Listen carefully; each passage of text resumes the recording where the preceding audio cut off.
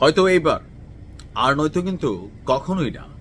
জামাত ইসলামের জন্য সরকারে যাওয়ার বা ক্ষমতার মূল কেন্দ্রে বসার জন্য এই 2024-এ আওয়ামী লীগ সরকারের পতন পরবর্তী যে গোল্ডেন টাইম বা গোল্ডেন পিরিয়ড, এটা কিন্তু আস্তে আস্তে শেষ হতে যাচ্ছে।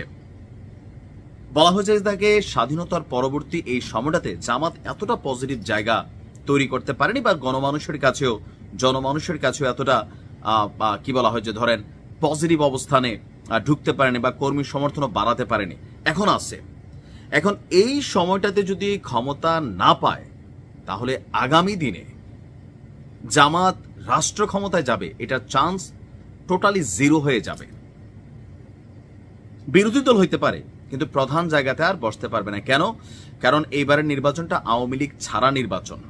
আর বাংলাদেশে আওয়ামী লীগ বিএনপি সহ নির্বাচনে অংশগ্রহণ করলে জামাত ইসলাম বা জাতীয় পার্টি বা আরো যে দলগুলো আছে, এনসিপির ভবিষ্যৎ জানি না, তবে সেইখানে খুব বেশি এই দুইটা দলকে ডিঙাইয়া ক্ষমতায় যাওয়ার ইতিহাস তো আপাতত নাই, এটা সম্ভাবনা হয়তোবা। যাই হোক, তো আমরা এই যে দেখছি এখন সবাই ইসলামপন্থীরা একটা পতাকার তলে আছে, আসলে কি আছে না।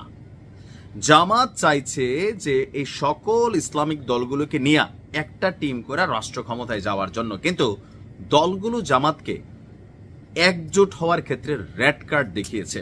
এখন ইসলামিক শক্তিগুলোর মধ্যে সবচেয়ে বড় শক্তি হচ্ছে দুইটা। একটা হচ্ছে যে হেফাজত ইসলাম বা এটা দলটার বাংলাদেশ খেলাফত মজলিসের আমির যিনি আছেন মাওলানা মামুনুল হক, তিনি এবং তার এই টিম। আরেকটা আছে চরমোনাই সাহেবের টিম।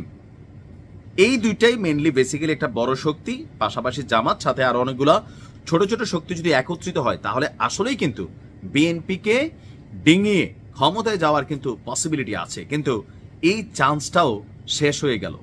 আমরা কথা বলছি যে জামাতের পক্ষ থেকে সবগুলো দলকে একত্রিত করার জন্য যখন চেষ্টা চলছে, তখনই জমিয়তে উলামায়ে ইসলাম বাংলাদেশের মহাসচিব মাওলানা মঞ্জুরুল ইসলাম আফেন্দি, তিনি আপনার প্রথম সারি গণমাধ্যম যুগান্তরকে দেওয়া সাক্ষাৎকারে বলছেন, দলীয় দৃষ্টিভঙ্গির জায়গা থেকে জামায়াত ইসলামের সঙ্গে জোট বা সমঝোতার কোনো সম্ভাবনাই আমি দেখি না।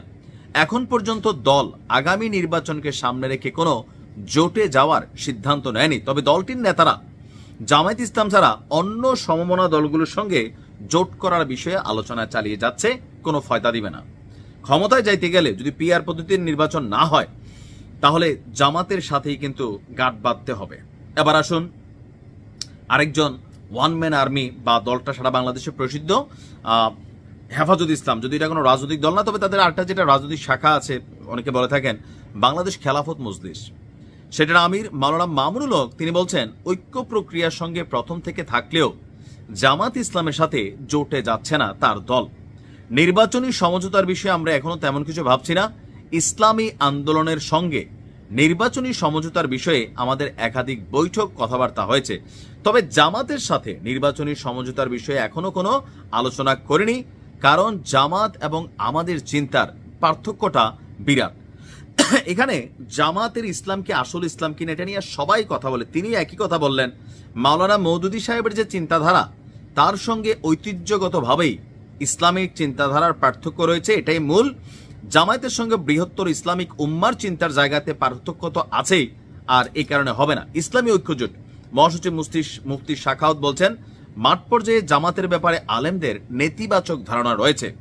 ইসলামী ঐক্যজোট সবসময় আলেমদের নিয়ে চলে, আলেমদের মতামতের বাইরে আমরা যাব না, আর ওইটাও করবে না। খেলাফত আন্দোলনের কেন্দ্রীয় নায়েবে আমির মাওলানা মুজিবুর রহমান হামিদি, তিনিও বলছেন রাজনৈতিকভাবে জামাতের সঙ্গে যোগাযোগ থাকলেও জোট এবং ভোট নিয়ে কওমি মাদ্রাসা ভিত্তিক রাজনৈতিক সংগঠনগুলোর সঙ্গে রয়েছেন, তারা আপনার জামাতের সাথে যাবে না।